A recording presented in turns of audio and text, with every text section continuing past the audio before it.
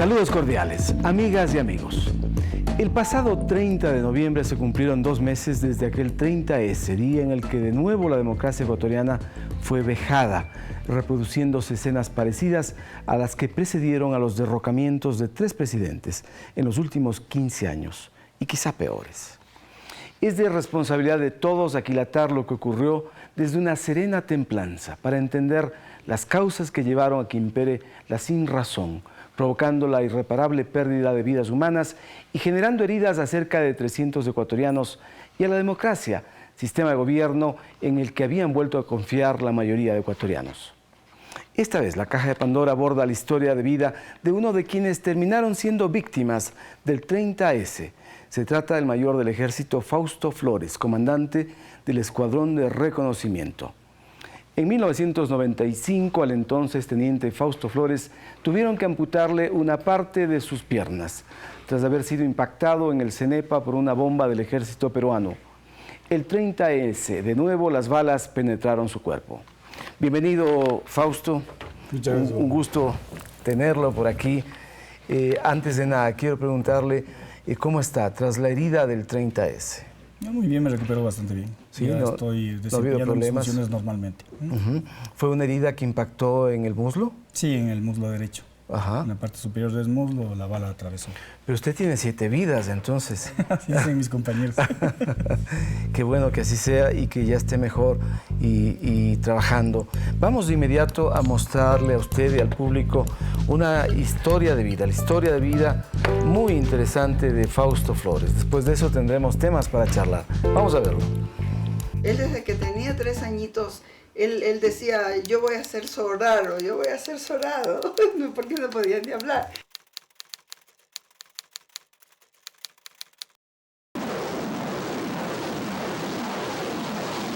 Fue alcanzado por una bazuca, se destruyeron ambas piernas.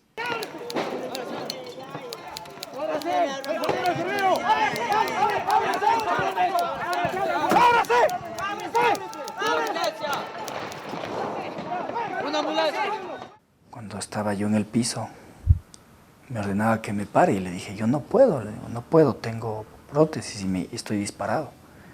¡Sigue abriendo, sigue abriendo! Entonces me dijo, ¿cómo tienes prótesis? Entonces le dije, sí. Entonces cogió y me levantó las piernas. Y ese rato me vio y solo dijo, chuta, dijo, la fregamos. Bueno, él nació el 27 de enero del 69, día lunes, a las 5:30 de la madrugada en el Hospital Militar Viejo. Aquí él estaba de añito y medio. Ahí lo estaba bañando. Aquí Con está sus piernitas. Él siempre estuvo conmigo en las unidades militares, siempre. Estudié la primaria, al menos los 3 primeros años de la primaria en varios lugares en todo el país. En el Borja 3 hasta el 2º curso. Luego entré al colegio militar y obviamente después a la escuela militar. Me iba a decir mi coronel, pero se quedó así en mí. Y digo, ¿qué es lo que ha pasado con tu hermano? ¿Que le ha sancionado? Sí, papi, le sancioné porque él es un malcriado, es un indisciplinado que no respeta. Y nos castigó a todos por igual, ¿no? Ahí da a entender el carácter y la forma vertical donde cómo él actúa. Lee bastante, especialmente temas. Le gusta mucho la ciencia ficción. Maneja muy bien las cuestiones electrónicas. Es hábil para la cuestión de las computadoras.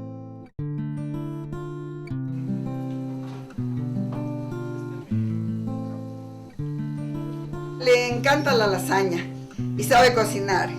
Cocina muy bien.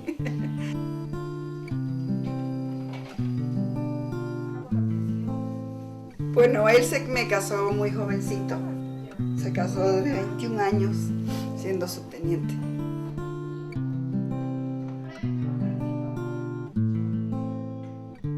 Yo justo le recibía las invitaciones. y como le gusta escribir, ¿no? Entonces siempre me llegaba una carta a la oficina, puro poemas, me llenaba la oficina de rosas. Yo sé que a él le encanta la carrera militar y por esto siempre nos mete que métete en la carrera militar, que por qué no te metes, que nos alienta a meternos, pero nadie se quiere meter porque sabemos cómo es. Pero yo prefiero ser biólogo.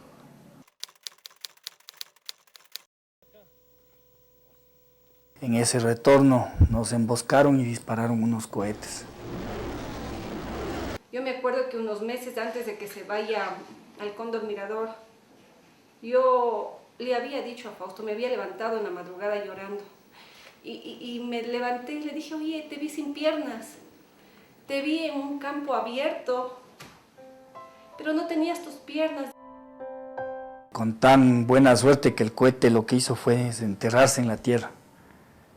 Pero al explotar nos dio prácticamente a todos y el más afectado fui yo. Lo volví a ver en febrero, ya sin sus piernas. Entonces, como le decía anteriormente, cuando me decía ya no voy a volver a dejarte, y ya que, contándome que estaba sin las piernas, yo le levanté las sábanas.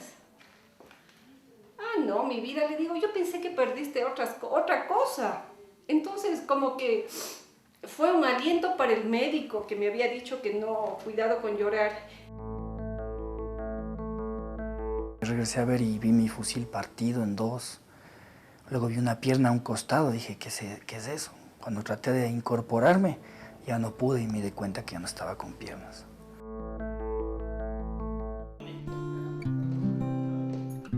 Cuando recién supe que iba a quedar discapacitado, yo pensé que nunca más iba a volver a caminar. Pensé que mi vida se iba a ceñir a una silla de ruedas. Creí que nunca más iba a poder ser comandante de una unidad o estar al frente de una unidad. Pero conforme avanzó el tiempo lo hice. Cuando quedé discapacitado era teniente, ahora soy mayor.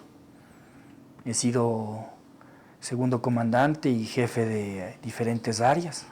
Actualmente soy comandante del Escuadrón de Reconocimiento. Entonces creo que hemos logrado mostrar que la discapacidad solo está en la mente de las personas.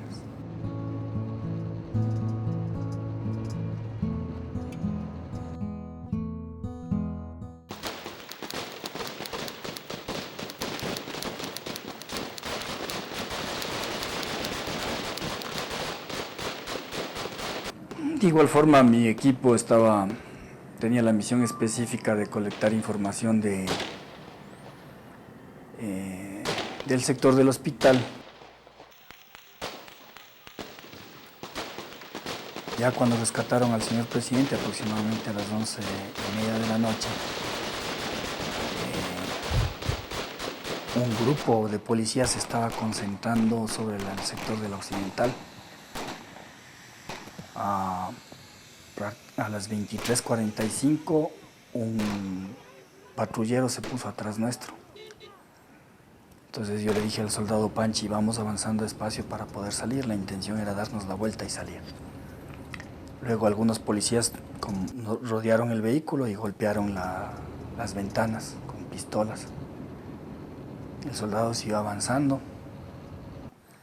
Un policía cogió y disparó al vehículo. Y después todos los demás empezaron a disparar. El soldado Panchi aceleró en un acto valeroso y cogió y trató de sacar a todos los que estaban ahí en el vehículo.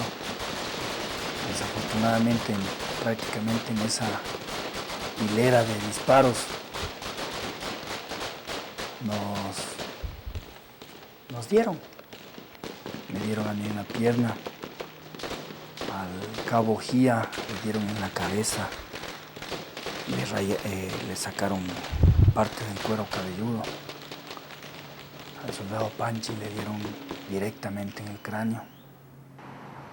Perdió el control del vehículo y nos estrellamos. Cuando a él se le dice que estás bien, o te pasa esto, o te pasa el otro, él dice, no, el soldado no tiene hambre, el soldado no tiene sed, el soldado no le pasa nada. Lamentablemente al soldado también le pasa. ¿Qué es lo que usted hacía esa noche? Las órdenes dentro de inteligencia obviamente son obtener información de cualquier necesidad que tengan las unidades que van a participar en alguna operación. En este caso específico, la operación era el rescate del señor presidente. Y la misión de inteligencia en general era la de obtener toda la información necesaria del lugar para poder proceder al rescate. Pero el rescate ya se había producido, ¿no? Bueno, obviamente nosotros estábamos trabajando desde temprano. Desde temprano. Sí. O sea que usted llegó, ¿a qué hora al sitio?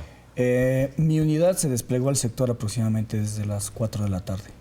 Ya estábamos en el sector, pero previamente ya habían todos otros operativos de inteligencia desarrollándose para obtener información. ¿Y usted, Fausto, permaneció desde las 4 allí, en la zona? Sí, estábamos en el sector, recibimos disposiciones, posteriormente la orden de operaciones por parte de mi coronel Castro, comandante de la operación, y hay asimismo disposiciones de mi general González, que fue en el instante en que en cambio ya nos movimos hacia el sector específico para poder realizar el trabajo. Fausto, permítame hacer una pausa en este momento, amigas y amigos.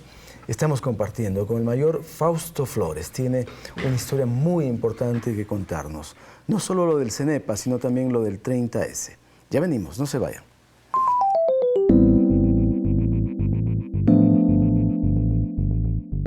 Según el Consejo Nacional de Discapacidades, el 13.2% de los y las ecuatorianas, es decir, aproximadamente 1.600.000 personas, poseen algún tipo de discapacidad. La investigación menciona que las principales causas son las enfermedades adquiridas, por herencia genética y por problemas de parto.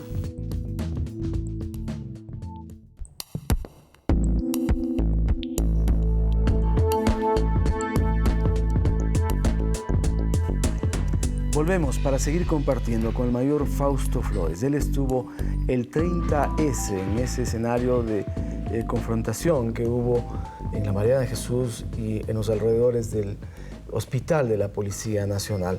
El mayor Flores fue impactado, pero pasadas las 11 de la noche. ¿Por qué había todavía enfrentamientos? El presidente había salido alrededor de las 9:40, 9:45 de la noche. Sí, bueno, en el instante que ya el señor presidente fue rescatado del grupo de sediciosos, todavía el ejército y parte de la policía que estaba apoyando todavía estaban, desafortunadamente todavía había confrontaciones con personal de sediciosos que estaban en el lugar y continuaban disparando. ¿Era un grupo numeroso de sediciosos que se mantenía? Bueno, al principio aproximadamente eran unos 1000 sediciosos en el sector. Sí, desde las horas tempranas de la mañana y la tarde. Ya conforme fue avanzando el tiempo, yo calculo que aproximadamente unos 500 quedaron. ¿Quedaron 500? Sí. ¿Disparando todavía? Continuaban disparando, sí. Ajá. ¿Y eran balas de alto calibre? Bueno, la policía por sus funciones específicas, prácticamente todo policía por lo menos porta una Glock 9 milímetros. Entonces, la mayoría tenían Glock 9 milímetros. Equipos especiales tenían cartucheras, otros equipos tenían fusiles 5.56, M16 y M4, y otros tenían asimismo, habían equipos de francotiradores con calibre 7.62. ¿Y la bala que impacta en su pierna? Es un 9 milímetros. 9 milímetros, una Glock. Sí. Una Glock. Fausto, le invito a que veamos, como es habitual en este programa, los videoclips que hemos preparado y que tienen relación con su vida, con su conocimiento. Vamos a ver, usted tiene allí Atrapado, Heroísmo, Anónimo, Centenario. ¿Por dónde quisiera empezar? Veamos, Atrapado. ¿Atrapado? Bueno, me están sugiriendo que empecemos con Heroísmo. Bueno. No, como usted prefiera. Adelante.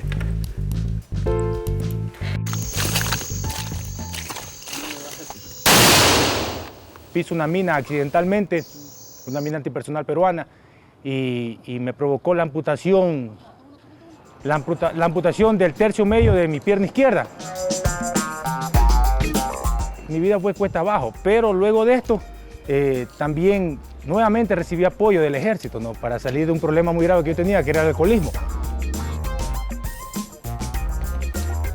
Y el ejército me apoyó mucho a través de terapias, me dediqué también al deporte, comencé a competir en diferentes competencias tanto a nivel nacional como internacional. Luego de mi accidente hubo dos etapas en mi vida, la una negativa y la otra positiva. La negativa fue que yo me dediqué bastante al alcohol.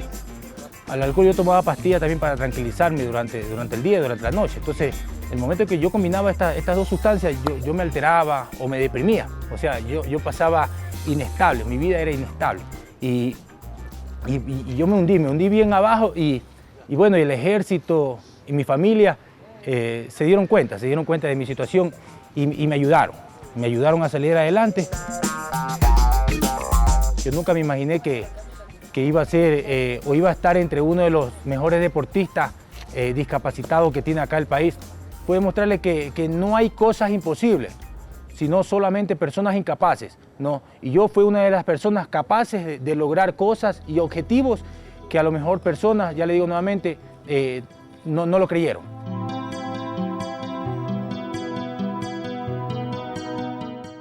En uno de los patrullajes que tuve que cumplir en el sector de Etza Viejo, yo accidentalmente pisé una mina. Automáticamente perdí mi pie derecho. Abdominal y coordinación. Dije, se me acabó la vida. Pensaba yo erróneamente en ese momento. Hemos quedado, en mi caso, primero en una competencia en Nueva York, una competencia solo de personas con discapacidad. En San Silvestre quedé en tercer lugar en la categoría. Y son cosas que van diciéndole a uno que se podrá algo más, se puede algo más. Yo hice un curso de salto libre ya con mi condición de paracaidismo deportivo, donde al terminar ese curso y representar a mi país en Tailandia como uno de las personas que primero para decirles no a las minas antipersonales en el mundo y también para demostrar que las personas pueden superar cualquier situación que se les venga. Al final de eso me decía, cuando tuve mi accidente yo pensé que no iba a volver a caminar, ahora hasta puedo volar. ¿Cuántos son los soldados ecuatorianos que tienen discapacidad por efecto de enfrentamientos en sectores de frontera? Bueno, por efecto de enfrentamientos, tanto en la guerra Cenepa como el último que pasó en la frontera norte, aproximadamente unos 70, 75 soldados. Soldados que siguen activos, ¿no? Sí, todos nos han dado la oportunidad de continuar en el servicio activo. El ejército ya mucho antes de estas nuevas políticas de integración social ya contempló la situación de los discapacitados. Es realmente un acto de heroísmo el poder recuperarse luego de perder miembros del cuerpo. Eso creo que no todos pueden lograrlo. Sin embargo, ¿usted cree que eso podía evitarse? Por ejemplo, estas minas estas minas que se siembran en los escenarios de guerra, que son terribles. Sí, bueno, hasta la guerra del Cenepa no existían todavía a nivel mundial políticas muy específicas sobre lo que era sembrar minas. Luego, obviamente, a través de los diferentes tratados, ¿sí? Específicamente de Canadá, por ejemplo, el Ecuador es signatario de evitar todo esto y sobre todo del VIH. Y sí, hoy por hoy se trata de dar un sentido más humanitario a la guerra como tal, pero siempre los soldados tenemos que estar expuestos a esa situación, porque es nuestro juramento, es un juramento sagrado que hicimos cuando asumimos el rol de participar como defensores de nuestro país. Me imagino que genera una postración física y psicológica también un accidente de esta naturaleza. Definitivamente sí. Realmente, más que la superación física de la discapacidad, para mí, creo que para mis compañeros también fue más importante recuperarnos primero aquí, luego nos recuperamos acá y por último empezamos a recuperarnos físicamente. ¿Y eso le llevó mucho tiempo a usted? En mi caso, aproximadamente 2 años después del 95. Fueron 2 años de angustia entonces, no saber qué hacer. Sí, fueron 2 años que fueron bastante complicados en mi vida personal, en mi vida profesional y obviamente afectaron bastante a mi familia también. ¿Y los médicos pudieron ponerse rápidamente de acuerdo respecto de la porción de las piernas que debían amputar?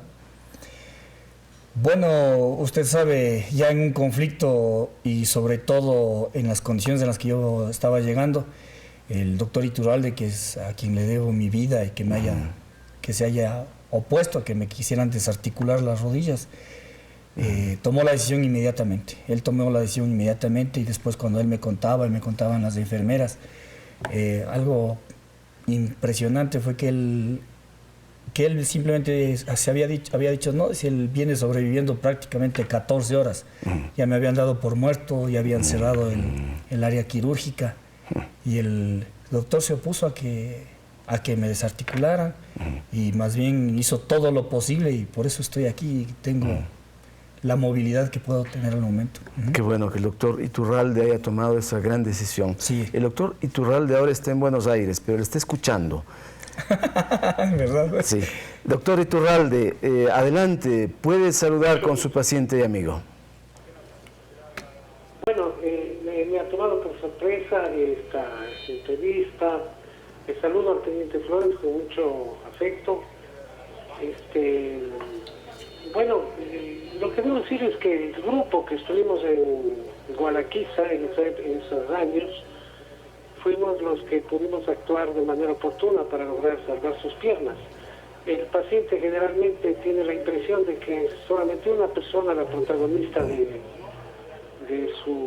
esto que él considera como una hazaña. En realidad fue una hazaña quirúrgica, pero no exclusivamente mía, sino de un grupo de médicos que estábamos preparados para recibirle y que teníamos ya información a través del helicóptero de la situación en la que él venía. Debo mencionar al doctor Patricio Pérez, que me ayudaba, al doctor René Vargas, al doctor Omar Vinuesa y a un médico clínico cuyo apellido no recuerdo en este momento, pero si no fuera por la actuación en equipo que hicimos, pues no hubiera sido posible lograr el objetivo que se logró en el gravísimo caso del teniente Flores, ¿no? Qué bueno, doctor Iturralde, usted fue un buen líder también en ese momento, eso permitió tener una decisión acertada, pero Fausto Flores, quisiera decirle algo al doctor Iturralde. Bueno, nos hemos topado algunas veces, incluso le he tratado a los más miembros de mi familia.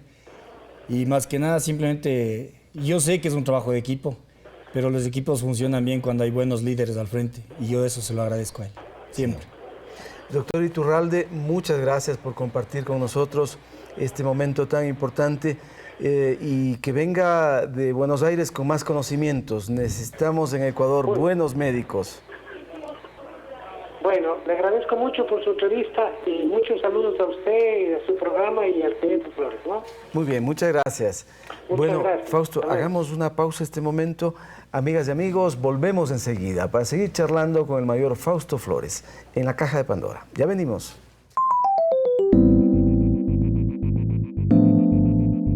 Dentro de las Fuerzas Armadas existe el Club Deportivo Héroes del Cenepa, del que forma parte el mayor Fausto Flores. Este club motiva a los excombatientes del Cenepa y a militares con discapacidad a que participen en diferentes competencias atléticas.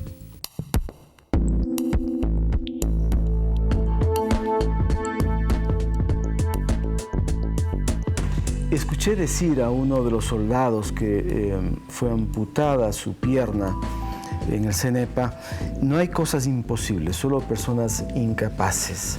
Y probablemente tiene mucha razón. Hay uno que incluso dice que no solamente él podía caminar antes de la guerra, sino que después de la guerra ya podía incluso volar, ¿no? Y eso es muy importante, porque hay un vuelo también del espíritu, ¿no? Y creo que eso se logra con gran decisión y convicción. Usted vio allí el 30 de septiembre a otros compañeros suyos que también resultaron heridos. Finalmente, ¿cuántos soldados fueron heridos el 30 de septiembre? Bueno, honestamente no tengo los números, pero de lo que recuerdo, de los que estábamos en el hospital, aproximadamente había unos 40 heridos de gravedad, porque esa noche fueron tratados bastante gente, no solo en el hospital militar, sino también en otros centros de salud. El soldado Panchi estuvo conduciendo y finalmente muere. Darwin Panchi. Él es de Ambato, ¿no? Sí, así es. Soldado de Ambato. Y esto ha generado también un impacto dentro de la fuerza, ha habido un desánimo por lo que ha ocurrido. Bueno, no diría yo desánimo, porque a la final como soldados sabemos a lo que estamos expuestos, sabemos a lo que tenemos que hacer. Pero sí es lamentable que se pierdan vidas humanas, sobre todo entre hermanos. ¿No? Y Darwin era una persona muy alegre, un soldado que recién empezaba su carrera, un hombre que compartía mucho con todos sus compañeros, estaba pendiente de muchas cosas. Y era uno de los muchachos en quien yo confiaba bastante, por eso era conductor del vehículo que hacia las coordinaciones de operación. Fue preferible que muchos de ustedes estuvieran desarmados, porque si no el saldo habría sido peor. La toma de decisiones dentro de la vida militar siempre obliga a que un comandante asuma un riesgo. Yo creo que mi general y mi coronel, que fueron los mentalizadores, tomaron la decisión más adecuada. Si hubiéramos estado todos armados, honestamente creo que hubiera sido una gran masacre. Mayor, vamos a seguir buscando. Aquí tiene usted videoclips que necesitamos abrirlos. Ya vio Atrapado. No, Heroísmo, acabo de verlo. Tiene todavía Atrapado, Anónimos y Centenario. Como usted prefiere. Centenario. ¡Viva! ¡Viva el Ecuador! ¡Viva! Cuando esos combatientes caen en la lucha, se los llama mártires. Y cuando sobreviven, se los llama héroes. Muchas veces sobreviven con graves afecciones físicas, con graves mutilaciones de guerra, y a veces inclusive los héroes fallecen después. Entonces, la imagen del héroe es la del personaje que simboliza la voluntad nacional, que simboliza un esfuerzo patriótico, que simboliza las ansias, los anhelos, las luchas de toda una generación. Miguel Ramos Velázquez es mi hermano. Él ha pasado dos guerras, la de los 4 días y la del 41. En la de los 4 días, él nos contó que perdió ahí los 2 dedos en esa guerra, en donde él estuvo combatiendo, ¿no? Y él de la desesperación se sacó los deditos mismos. De la guerra del 41, donde fue a combatir entre Ecuador y Perú. En esta guerra los peruanos eran más que los ecuatorianos, y aquí los ecuatorianos eran con fusil. En cambio allá los peruanos tenían más armamento, eran más, donde ellos tuvieron que pasar muchas cosas, a veces no tenían ni qué comer. Él regresó y nos dice, estamos aquí ya, sanos y salvos. He cumplido yo mi palabra, que sí hemos de regresar, y aquí estamos. Y ahí eran los abrazos y que le pedía la bendición a mi papá, a mi mamá, y así entonces una emoción grande, ¿no? Mi papá tiene 12 hijos, yo soy el último. Aparte de eso, 45 nietos, 48 bisnietos y 18 tataranietos. Total somos 123 de la descendencia de mi papá. Como puede ver, a sus 100 años creo que ha dejado huella demasiado importante. Allí está, los 100 años, una descendencia enorme, ¿no? Sí. ¿Usted tiene cuántos 5 niños. 5 niños. Bueno, y no tan niños. Bueno, todavía tiene tiempo entonces. Para alcanzarlo al señor. ¿Cómo es el encuentro tras CENEPA con su familia? Su padre era coronel, ¿no? En ese momento, y en servicio también. No, él es un coronel que estaba... ¿Y estaba retirado en el 95? Sí, retirado en el 95. Estaba de director del Seguro Social Campesino. ¿Y qué ocurre entonces? ¿Usted vuelve desde el CENEPA? ¿Qué pasa con la familia? ¿Cuáles son las angustias que se viven? Bueno, básicamente mi primera preocupación obviamente fue en el campo de batalla. Y no sabía si iba a volver a ver a mi familia, a mi esposa, a mis niños, a mis padres, a mis hermanos. Mi hermano también estaba combatiendo, así que no sabía yo si es que iba a tener oportunidad de partir de nuevo con él. Soy muy allegado a él, a pesar de las cosas que hemos vivido. ¿Usted con un rango superior? Sí, yo soy más antiguo que mi hermano. ¿No? Sí, así es. Por eso tuvo que imponer sanciones también. Sí, así es. Y bueno, lo que me cuentan, porque honestamente no recuerdo, sino el instante que yo entré al hospital en Gualaquiza y me empezaron a cortar mi uniforme. En ese instante, me acuerdo, una enfermera trató de quitarme un escapulario que me dio mi esposa. Y le dije que por favor no lo haga, que si lo hacía me moría.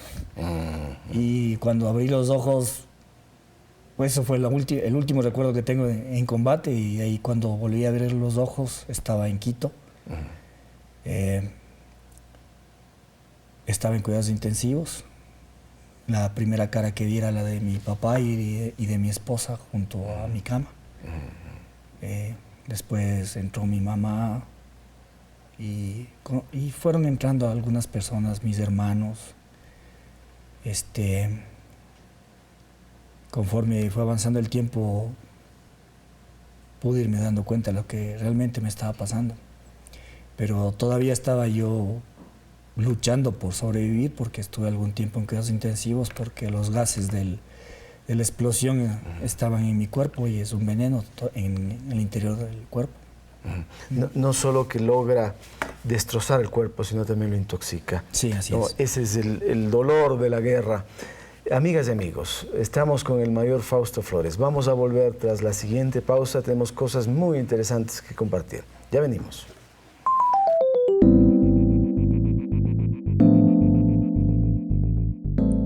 La Guerra del Cenepa o Guerra de Tiwinsa fue un conflicto bélico que se desarrolló en los meses de enero y febrero de 1995. Esta guerra le costó al Ecuador 34 muertos y dejó 133 militares con algún tipo de discapacidad.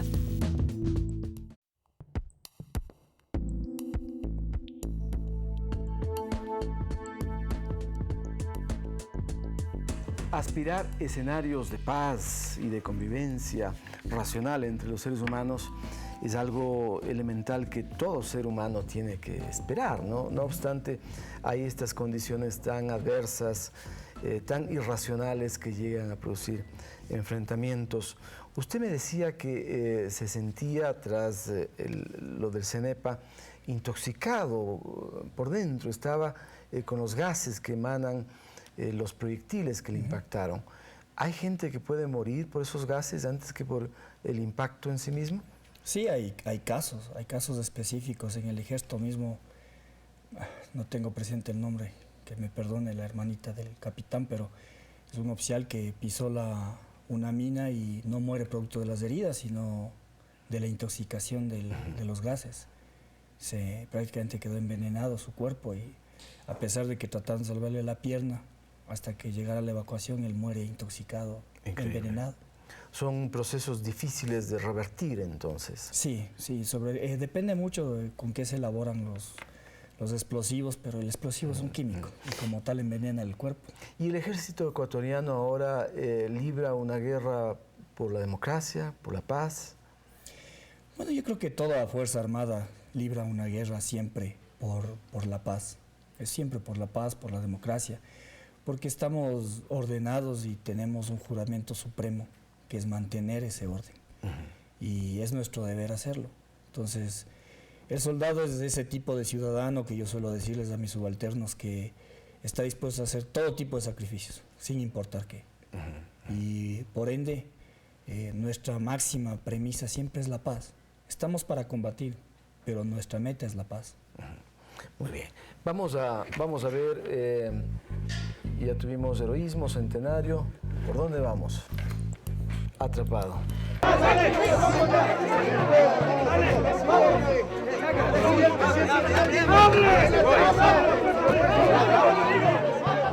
Estuvimos todo el tiempo detrás del presidente, mirando lo que sucedía, qué es lo que pasaba, los vejámenes que le hicieron a él y que duelen y molestan, ¿no? Como ciudadano ecuatoriano, como miembro de un país. A partir de que empiezan a ingresar autoridades al hospital de la policía con gente de Alianza País, afines al gobierno, se da un nuevo enfrentamiento en la avenida Mariana de Jesús, a mansalva, a palos, piedras y bombas. Y ese momento también fue muy duro para los periodistas porque en mi caso sufrimos muchas agresiones, amenazas incluso para quitarnos el material que nosotros habíamos grabado. Yo en ese momento estaba con mi uniforme de trabajo de Radio Pública y Ecuador TV, el logo que tenemos nosotros. Se dieron cuenta enseguida, me empujaban, me gritaban, me decían correísta, tienes que morir. Había gente, tengo entendido, que estaban operados en ese momento, personas de la tercera edad, niños de enfrente, que recién nacidos. Luego yo en la noche estuve reportando para La Noche en Vivo el tema de la salida del presidente, que supuestamente había llegado a un acuerdo con los policías para que en una calle de honor él salga con su vehículo. De repente me vi en la mitad de un conflicto cuando llegaron los militares.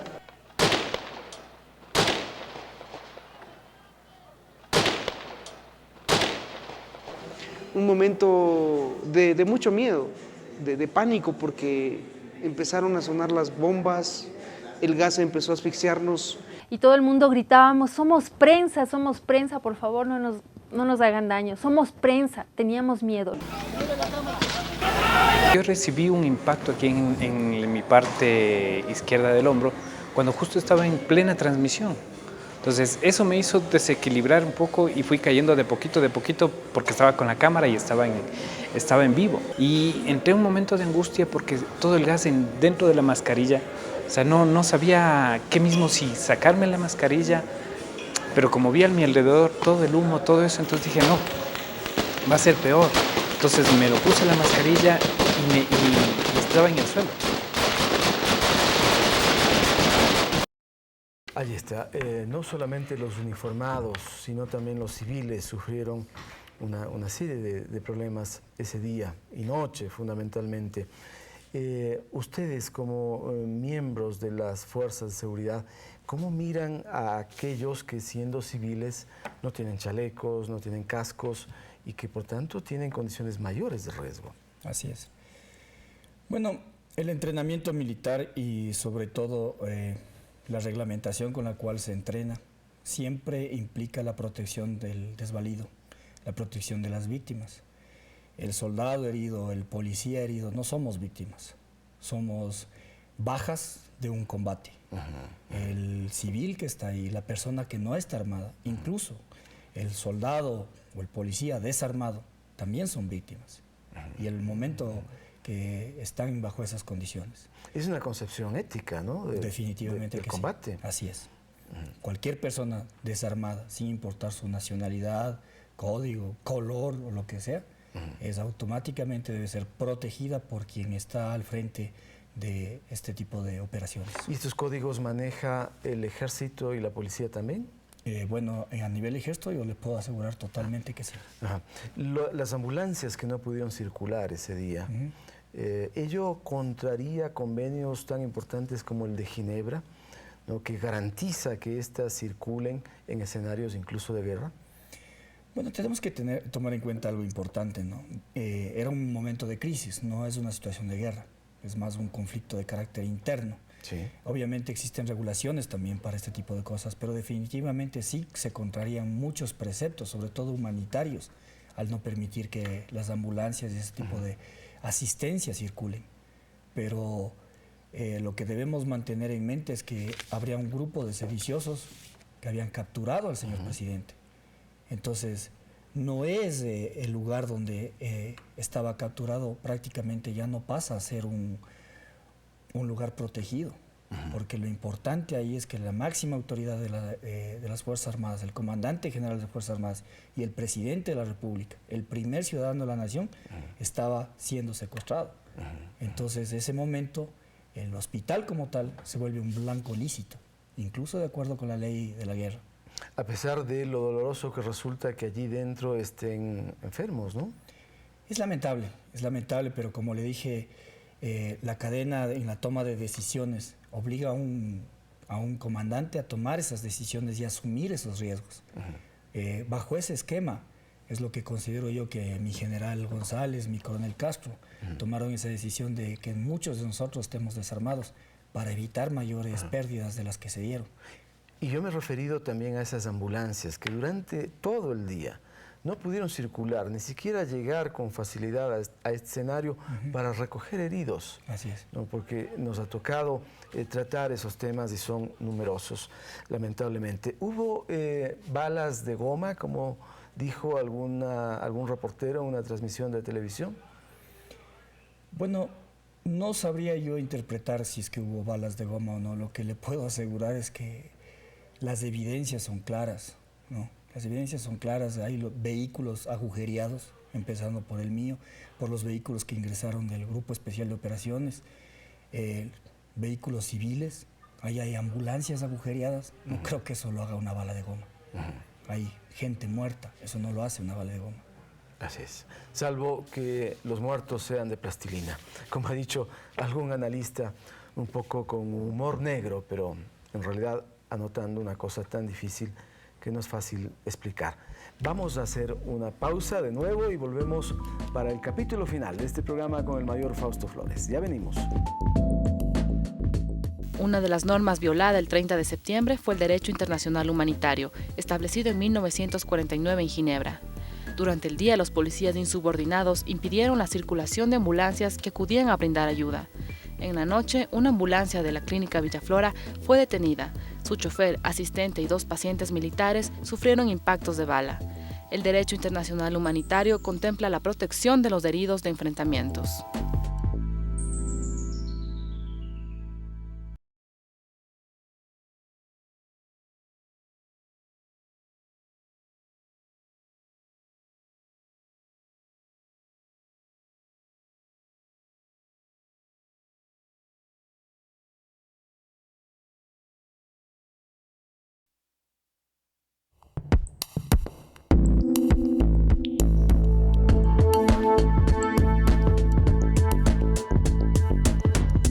Estamos en la parte final de este programa, disfrutando de la presencia del mayor Fausto Flores, héroe de guerra, pero también una baja del 30S desde su perspectiva, ¿no? Yo decía en principio una víctima, sigo creyendo que es una víctima también, pero desde el punto de vista militar es una baja dolorosa realmente, así como la de muchos otros militares. 40 ha dicho usted, pero civiles más de 200. Sí, así es, más de 200. Policías, militares. Usted logra ver que cae obviamente el soldado Panchi y caen otros civiles también en la zona. ¿Alcanzan a socorrerlos? A usted, a propósito, ¿cómo los socorren?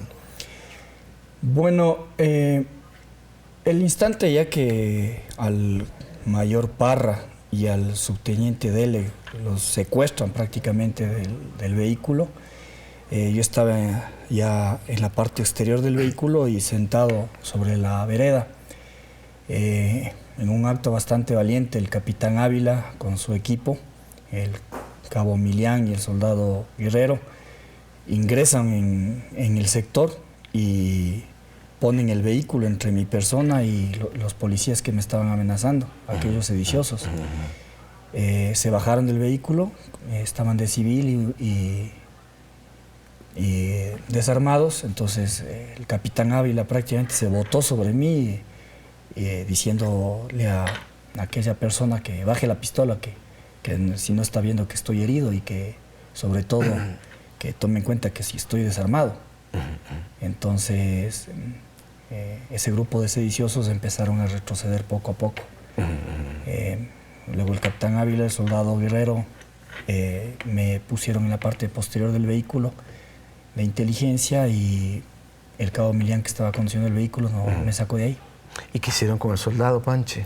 Bueno, el soldado Panche fue inicialmente evacuado por personas de muy buena voluntad, civiles que estaban en el sector. Hubo civiles, muchos que contribuyeron. Se parqueó un taxi, a quien doy las gracias, desconozco quién era, y también un señor de un Niva rojo, sí, una persona de un Niva rojo, recuerdo que estaba ahí también, se paró a tratar de auxiliarnos. El instante que el grupo de sediciosos bajó hacia el sector, los amenazaron y ellos tuvieron que replegarse. Y el taxista fue a dejarle al soldado Panchi en una casa de salud. Sí. Terrible. Y que esto no nos vuelva a ocurrir jamás, ¿no? Dios lo permita. Realmente, como decíamos, no solamente que quedan muchas personas heridas, sino que la democracia también queda herida. Sí. ¿No? Este es un sistema que tenemos que defender porque solo así pueden vivir los pueblos civilizados. Fausto, nos queda un videoclip. Ya vimos Atrapado, Heroísmo, Centenario. Nos falta Anónimos.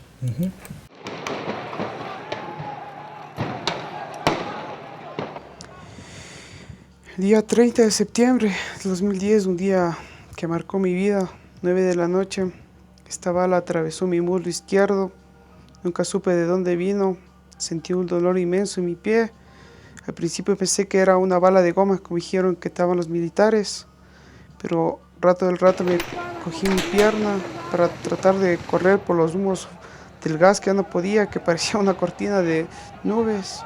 Cogí mi muslo y vi sangrando.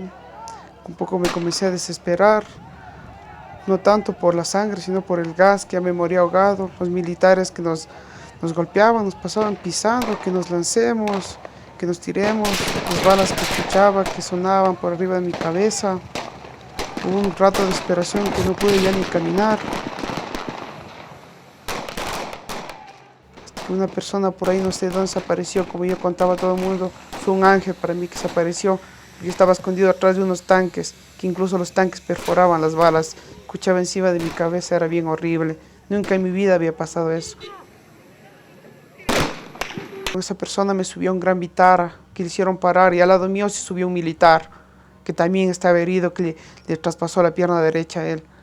Y más o menos a la altura de la avenida Occidental, la bajada para el canal, por ahí estaba un convoy de policías, y estaban haciendo parar a todos los carros.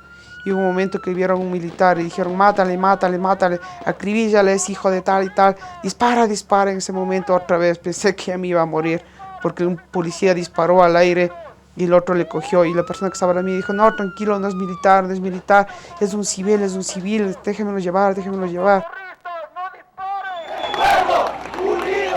Ese día, el 30, yo iba desde las manifestaciones, desde la Plaza Grande, las que iban al hospital de la policía. Cuando empezaron a dividirse la gente, la policía empezó ya la violencia, piedras, palos, empezó todo lo más violento. Me acerqué a intentar tomar una fotografía con mi celular de las armas estas para poder ponerlo a la luz pública, de que se iba a intentar atentar contra la vida de la gente. E inmediatamente vieron que me acercaba con esa intención de fotografiar y me dispararon. 97 perdigones, no sé cuántos tiros sean eso, pero instantáneamente caí al piso. Y una señora de muy buen corazón, que le agradezco la vida totalmente, me subió en su automóvil y me llevó de emergencia a la clínica. Bueno, me perforaron con 7 impactos en este pulmón, 4 en este pulmón, perforaron el estómago, intestino, tengo lacerado el hígado, tengo alojados 3 en el área del corazón, uno que se quedó justo a 1 milímetro de una arteria. Todos estos puntos son perdigones y tuvieron que abrirme el abdomen para sacar los perdigones del estómago, intestino, del hígado. Todo esto tuvieron que intervenirme porque eran demasiados. Para poder hacerlo laparoscópico o de una forma externa no se podía, tenían que abrirme. Ahora pues el aire falta por el asunto pulmonar, tengo que hacer una rehabilitación de eso. El dolor muscular también es terrible porque 97 laceraciones como golpes internos, algunos tienen nervios, tienen amortiguado un brazo, o sea, hay muchas cosas que se van descubriendo igual porque todavía tengo ligamentos y cosas que están inflamadas. Allí está el saldo también de este hecho trágico del 30S. ¿Esto no desencadena resentimientos entre fuerzas que han tenido que enfrentar? Bueno, debemos entender que como profesionales que somos cumplimos órdenes. Nos llevamos por la disciplina, por la ética, pero sobre todo por la moral más alta, que es mantener siempre ese juramento al que nos debemos. El juramento en las Fuerzas Armadas reza que uno jamás va a abandonar a su comandante en acción de guerra ni predisposición para ella. Y de igual forma que uno va a solventar siempre la Constitución y las leyes de la República. Bajo ese esquema, yo lo único que puedo decir es que yo no tengo resentimiento con nadie. Yo solo he cumplido con mi tarea y con mi deber.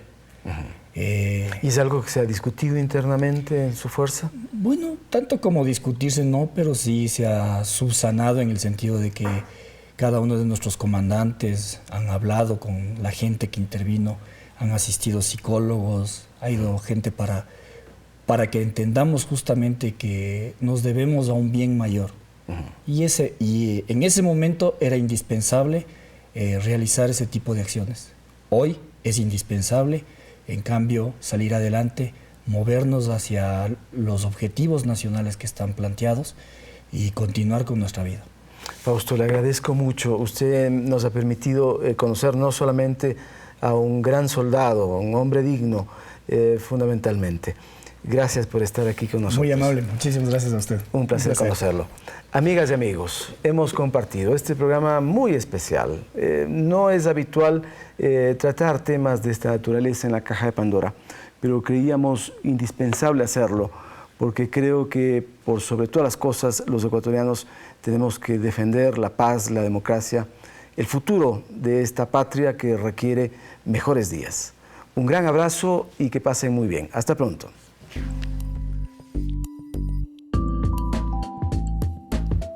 Reciba por medio de la presente un caluroso saludo y a la vez felicitaciones por su programa, que es uno de los pocos de la televisión nacional, constructivo y que nos hace reflexionar sobre lo mucho que dan personas anónimas por un hogar, ciudad y país mejor.